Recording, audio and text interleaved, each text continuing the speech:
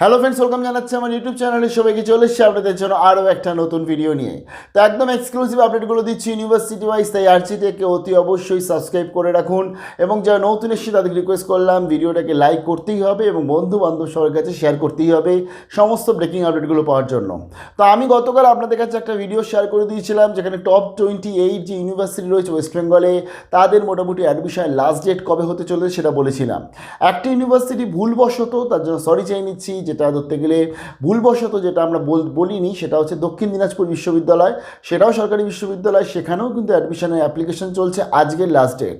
এবং আমি আপনাদের কাছে এটাও শেয়ার করেছিলাম যে আমাদের রাজ্যে যে বিভিন্ন যে অ্যাপ্লিকেশনগুলো বর্তমানে চলছে বা বিভিন্ন যে ধরতে গেলে কারেকশান কিছু কিছু জায়গাতে চলছে, সেগুলো আপনাদের কিন্তু করে নিতে হবে।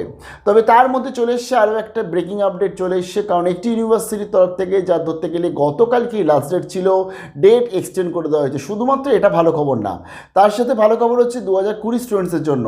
কারণ 2020 স্টুডেন্টস যারা রয়েছে তাদের যারা আবেদন করতে সুযোগ পাচ্ছিল না, তাদের আবেদন করার সুযোগ দিচ্ছে ইউনিভার্সিটি, আর সেই সুযোগটা কিন্তু আপনাদের লাভবান করতেই হবে।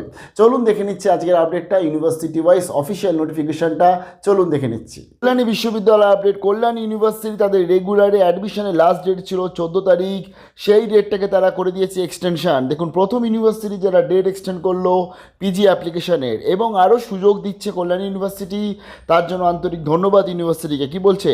With reference to the advertisement number এত, this is for information notification of all concern that the last date of application is extended till 17/9/2022, 17/9/2022, 17ই সেপ্টেম্বর, মানে দুদিনের জন্য বাড়িয়ে দিল কল্যাণী বিশ্ববিদ্যালয়। এবং এই দুদিনের জন্য যে বাড়িয়ে দেওয়া হলো, এখানে সুযোগ দেওয়া হলো আরও কাদের?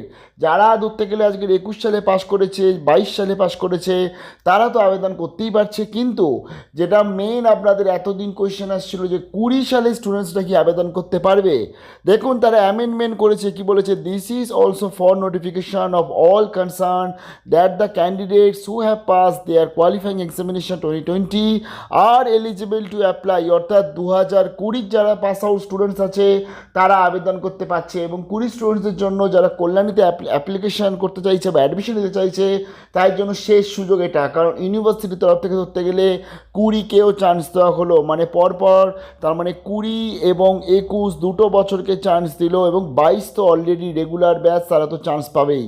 তো তার ফলে এক্ষেত্রে যারা 20 সালে পাস আউট অ্যাপ্লাই করতে পারছে, 21 সালে পাস আউট অ্যাপ্লাই করতে পারছে, 22 সালে পাস আউট অ্যাপ্লাই করতে পারছে।